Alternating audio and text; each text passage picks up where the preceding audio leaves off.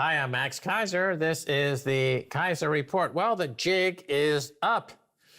President of a Latin American country armed with volcano energy is calling out Wall Street and the whole financier class. Stacy.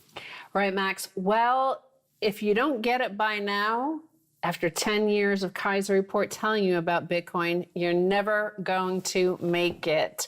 NGMI. Nayib Bukele, who is the president of El Salvador, tweeted about, in response to a CNN piece pushing the fact that markets are near all-time highs. Wall Street just doesn't get it. The earnings are not real. It's just more money being issued with the same amount of stocks. A real crisis is coming in the supply chains. Products, ports, fuels, ships, trucks, factories, workers, parts, resources. It's right in front of us. Right. Well, Bukele, president of El Salvador, the George Washington of the 21st century, as I like to call him, he's onto something there. Stock prices are only going up because the money printing that's going on behind the scenes.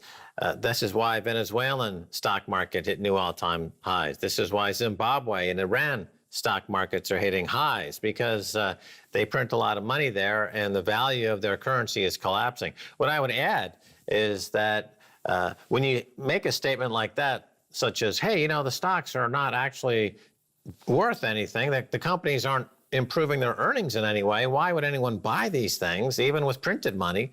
And the answer is that the companies themselves are buying their own stock with the money printed from the central bank to make the executive stock options go up by incredible amounts of percentage points. So that's really the full picture, is that it's not only just bad economics, it's outright fraud. I mean, I suppose like this end stage financialized capitalism, what we have is a gamified economy. And you've pointed that out before. It's like they could, add more credits to the game and all of a sudden like your number go up and you're like, yeah.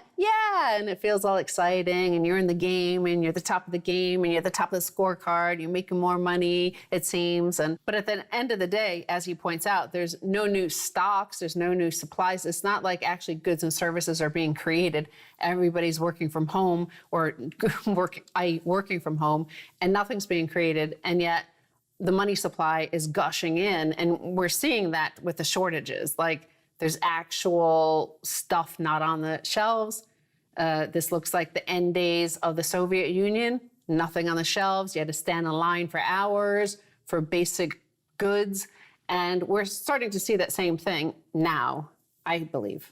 Oh, absolutely. And unlike in the Soviet Union days where the world was more differentiated along regional and lines and geopolitical or even geographic factors came into effect. Because we live in a virtual digital world now, the rate of enlightenment and the rate of Satoshi enlightenment that comes with Bitcoin, it's uneven. So someone like Bukele, the president of El Salvador, can have his Satoshi moment. And because the world is digital, he can call up Jack Mallers over at the Strike app.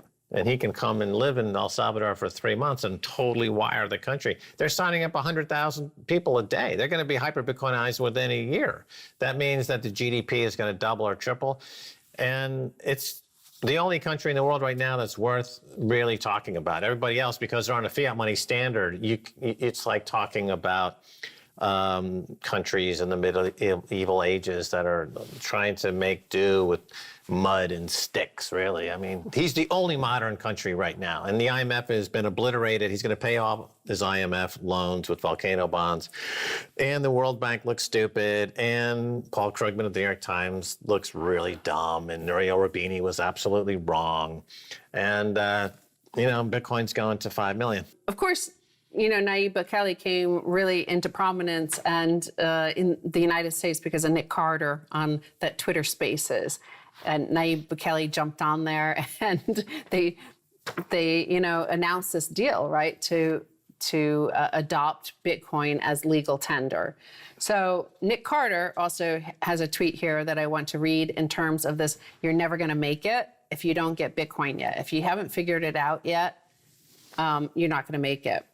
So he wrote, "I can't believe Bitcoin is going up!" Exclamation point. This is the likes of Paul Krugman, the likes of Peter Schiff, the likes of Michael Burry, who took a massive short position out on Bitcoin, and they're all wrecked, right? And now they can't figure out why Bitcoin's going up.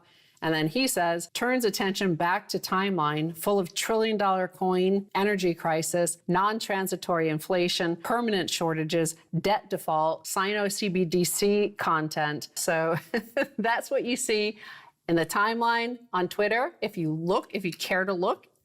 And that's what you see on Keiser Report, because we do look and we do report. I'll point out once again, one of the things I love to do from time to time is they have a real-time reenactment of the sinking of the Titanic on YouTube. And it took 2 hours and 40 minutes. Now, Bitcoin is the iceberg.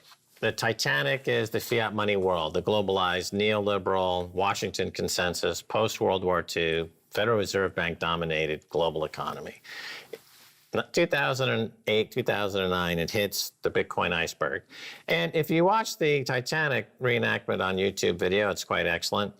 You know, for the first over 2 hours, people are still wandering around in a state of disbelief, and they're still playing the music down in the ballroom. The people in the rich cabins are still smoking cigars and wondering at the novelty of all the snow on deck and everything. It's not until the last 10 minutes that suddenly people are like, hey, where's the lifeboats? We're all dying. And, you know, that's where we're at now. We're at that moment now where you've got, like, Jamie Dimon is literally in the frigid North Atlantic, you know, about to freeze to death. And I know it sounds gruesome, but I can't stop laughing. The thing is about that Titanic thing is, you know, the music was great. They had the best orchestra there on the Atlantic. They had amazing cocktails. It was a luxury liner. The staff was the best in the game of, you know, staffing luxury liners, ocean liners. So everything felt good and looked good and sounded good. The music was good. And then you're never going to make it. When it's too late is when it just suddenly went like that. Like by the time it does that and starts to sink, that's when you're going to fall into the ocean and never make it. So that's the thing, is like the CNN, that the headline that Nayib Bukele was responding to, where he was the one telling everybody, get out to the lifeboat. Dude, it's like, it seems great. Yes, CNN's cheerleading and telling you how amazing it is. They were saying Friday marked the end of a 3-day winning streak for U.S. stocks, but all three major indexes ended the week solidly in the green, with the Dow having its best week since late June. The Dow is now just 2% below the all-time high it hit in August. So, you know, Bukele is out there saying, everybody, you know, there's some life rafts right now, just jump in it, head on out. And everybody's like, you know, CNN, look, they're saying, like, it's the party's on, calm down and get on the dance floor, have a few free cocktails, everything's great. If CNN were covering the Hindenburg disaster, you know, it would come out like a cotillion for the posh folks in Chelsea, London, having their flower show, and that everybody was doing great, right? So that's, I mean, I'm sad because when I grew up, we had journalism, Edward R. Murrow, you know, and now to be rank propagandist that makes Pravda look like frickin' Edward R. Murrow. I'm sorry. I mean, America's really gone into the gutter. At the end of the day, capitalism is about individual self-interest. And my individual self-interest is to accumulate as much Bitcoin as I have. I am super, super happy. The audience, tiny though it is, of CNN, is not fighting me to buy Bitcoin, because therefore my Biden bucks would go less far than they are. When I go to the airport and I see people watching CNN, I say, never going to make it. I just look at all these people sitting around waiting for their flights. They're watching CNN. I'm like, I mean, I've seen cows grazing out there in the field with a greater lifestyle and hope of surviving than these idiots, because they're gorging themselves on lies. Here's the headline that we covered in a few of our interviews, including with Mark Moss, but also with Craig Hemke recently, precious metals expert. And so JP Morgan, as you mentioned, Jamie Dimon is the CEO, and he's had a long relationship, a long failed relationship with Bitcoin. He was one of the first of the CEOs of a major bank to diss it over and over back in 2013, 2014, 2015, 2016, 2017, 2018, 2019, 2020. And now here we are in 2021. And we see this, institutions buying Bitcoin rather than gold as inflation cranks up. JP Morgan. According to JP Morgan, this week's rally has been driven by institutional investors hedging against inflation with Bitcoin. Now, that's important. Institutional investors are following on the high net worth individuals who have already been buying Bitcoin. Remember, JP Morgan and other big banks offered Bitcoin to their high net worth individuals last year and the year before. They've been buying Bitcoin cheaper, right? Then the institutions come, they follow the executives of these institutions who were already buying Bitcoin a few years ago. Then the institutions come.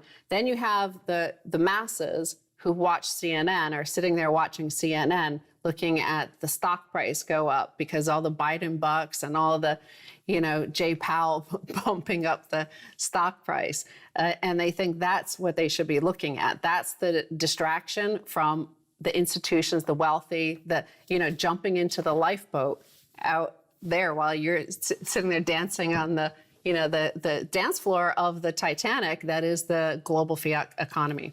Yeah, well, my understanding is over there at JP Morgan headquarters on Park Avenue in New York City, whenever Jamie gets into the elevator with other board members, they fart. And then they start laughing in his face. And nobody listens to him. And all the employees have a picture of him with a little dartboard. And he's the laughing stock of Wall Street. He's the laughing stock at JP Morgan. And he's on his way out, by the way. Jamie, the board is, you're out, buddy.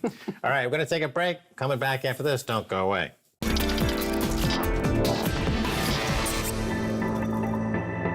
Welcome back to the Keiser Report. I'm Max Keiser. Time now to return to our conversation with Mark Moss. He's now on iHeartRadio. That sounds good. I'm going to check that out. Mark, welcome back. Yeah, thanks so much. Now, let's talk about financial crazy stuff happening. This $1 trillion platinum coin that the fiat world is coughing up now that they're desperate for some way to hide the complete catastrophe that they've created. The last time it was proposed during the 2008-2009 financial crisis, $1 trillion, of course, meant a whole lot more. Is this one just one desperate Hail Mary before the ultimate fandango? I mean, my guess is that it's just some hoopla, right? They're just trying to kind of come up with some crazy stuff, maybe move the window a little bit. But as a former gold bug and now just a sound money advocate, I've typically have just been, no, they can't do this. They can't keep raising the debt limit. They can't keep printing. And I've kind of gotten to the point now where I'm just like, just bring it. Why stop with $1 trillion coin? How about add 5? So I've kind of changed my tune a little bit. Like, let's just get the show on the road here. But I think the coin is probably a bunch of talk. It looks like they've decided to go ahead and raise the debt ceiling limit already, just get us through till December. They've raised it. I was looking at, I posted on Twitter this morning a chart of all the debt ceiling limits they've done since the last 100 years.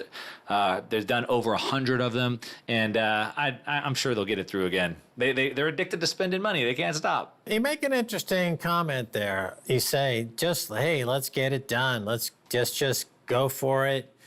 This seems to me indicates we're at an interesting stage in this inflationary period, that of which we would call loss of confidence, which of course is what leads to hyperinflation or a collapse in the currency. And that's the risk they're taking by continuously playing these games. And I hear more and more the same sentiment you've expressed. People are saying, you know what, I actually don't have any confidence in the currency at all anyway. This is not going to change it. I'm a Bitcoiner.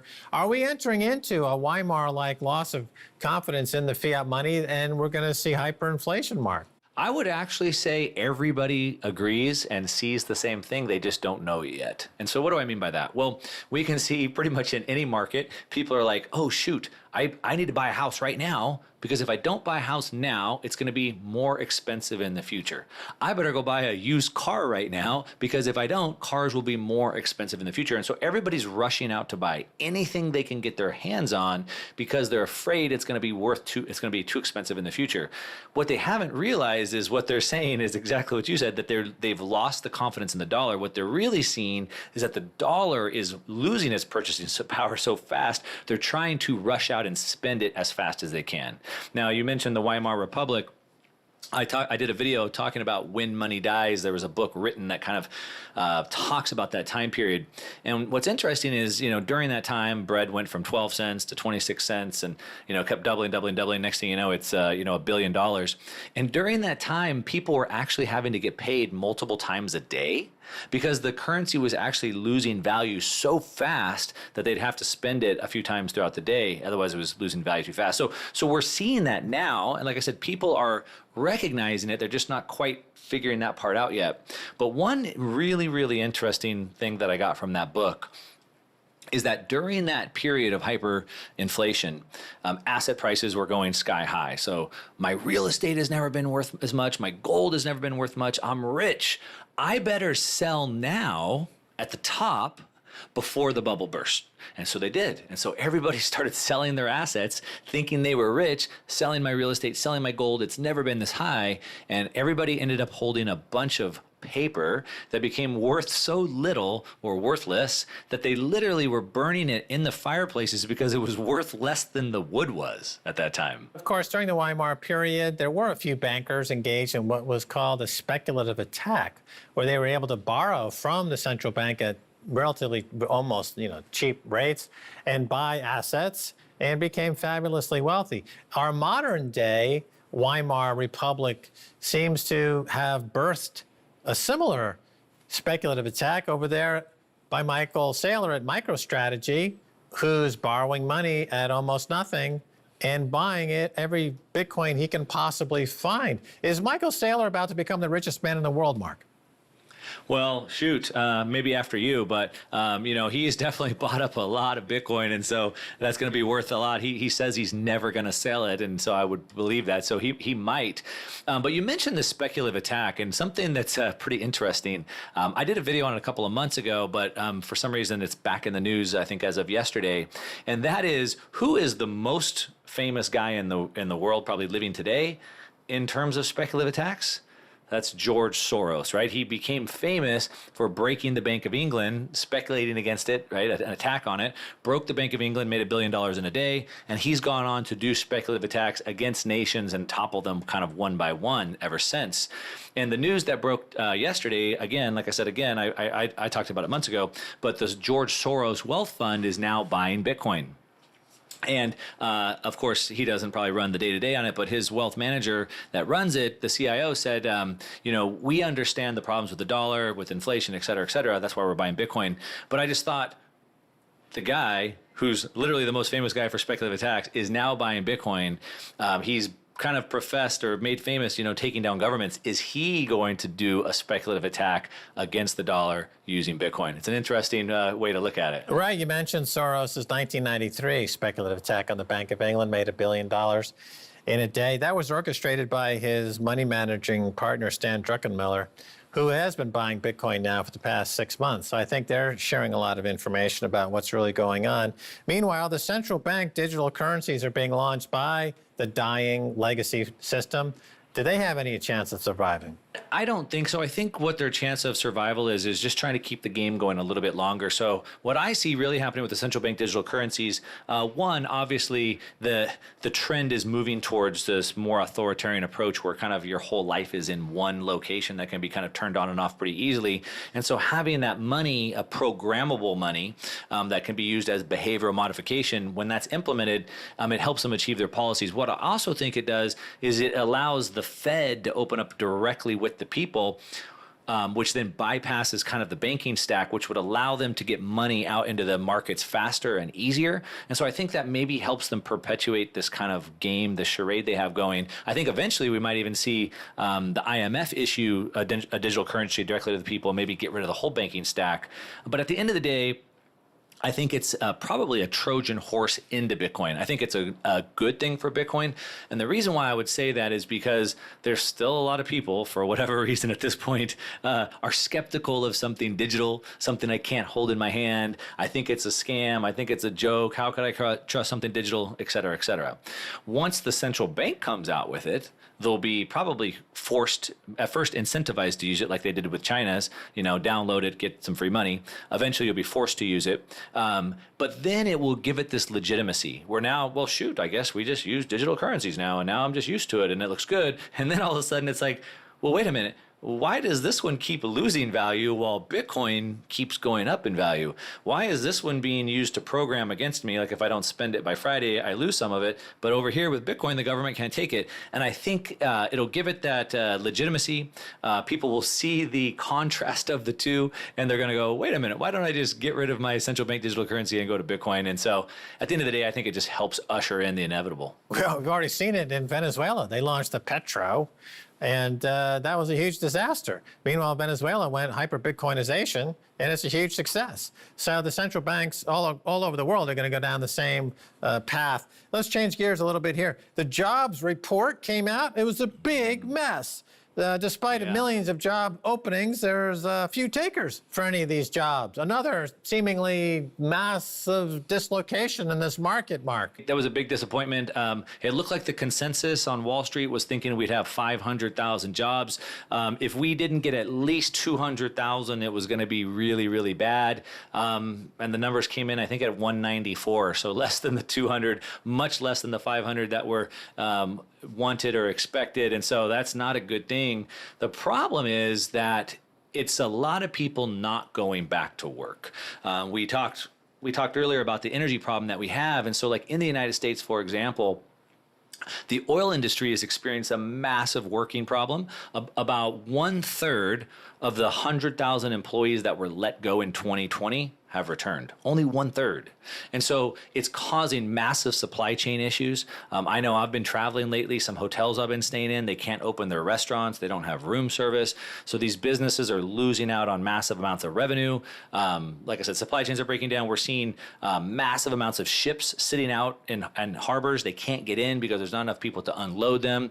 And so this is the supply chain issues that are breaking down. And this is it causes inflation. And this is why the Fed isn't going to be able to stop it, I guess, until they get people back to work. Maybe that would help something, but it's a tough problem. One of Donald Trump's signature policies was to close the trade gap with China. It didn't work out. The trade gap widened significantly, and over the new administration, it's gone absolutely ballistic. The trade deficit soared to a new all-time high. Not only do we no longer have the manufacturing capacity, but we're losing out on services too, Mark. This looks like part of a major disintegration trend. Your thoughts? After the pandemic of last year, I think it was really exposed how bad the United States was in a sense where we couldn't even get face masks or PPE. We found out that almost all of our antibiotics come from overseas. But even more importantly, we found out that our rare earth elements, which are national security issues, we need those rare earth elements in our electronics for the military, missile guidance, submarines, etc. We get those from China. We couldn't even go to war with China without that. And I was very hopeful that we would see a lot of that manufacturing come back to the United States once everybody was aware of the problem. Maybe if we didn't change the administration, maybe that would have happened. But to your point, what you just made, it certainly hasn't. It's only continued to get worse. And unfortunately, I think that's it's bad news for the United States in the long run. If we don't bring some of this manufacturing back, I mean, we're only going to continue just to financialize the economy. We're going to continue to really have two different classes, right? The upper class, the financial economy that offshores or outsources our finance. And then we're going to have basically everybody else that's dependent on the state, which maybe is what they want. You write about, quote, individuals going where they are wanted. What's this? Yeah. What's this mean? It sounds like an Ayn Rand novel. What's going on here, Mark? Well, it is like an Ayn Rand novel, right? It's exactly like she predicted with Atlas Shrugged, where the most productive people of society go where they're treated best. And so I personally left California and went to Puerto Rico because they treated my business better. Now, there's other policies that I'm not so happy about that I'll probably go somewhere else where I'm treated even better. But, the whole world is is trending towards authoritarianism and centralization. And I think the only thing that breaks that is competition. And so we saw both California and New York were outcompeted. Everybody went to Texas and Florida. Both governors found themselves on the chopping block. So I think this competition is very important. I had tweeted out Elon Musk said, hey, I'm going to leave California if you don't let me open my factories. And one of the senators said, F you, Elon. Maybe that's where you got it from. I don't know, Max. But he said, point taken. And so he's moved and left to Texas. And so they're being outcompeted. I think eventually we'll see nations start competing for each other. It's kind of like this book, The Sovereign Individual, talks about where the dairy cow can grow wings and fly to a different jurisdiction. And so that's what breaks the grip of authoritarianism. I think it's time, especially with Bitcoin, it changes the balance structure. And if a nation can't just steal our wealth from us, they'll be forced to treat us like a customer. They'll be forced to provide a value in exchange to get our money. And then competition will really kick in. Great. Mark Moss, his new show is on iHeartRadio. Thanks for being on Keiser Report. Thank you so much, Max. Appreciate it. All right, and that's going to do it for this edition of Keiser Report with me, Max Keiser, and Stacy Herbert. Want to thank our guest, Mark Moss. Until next time, bye, y'all.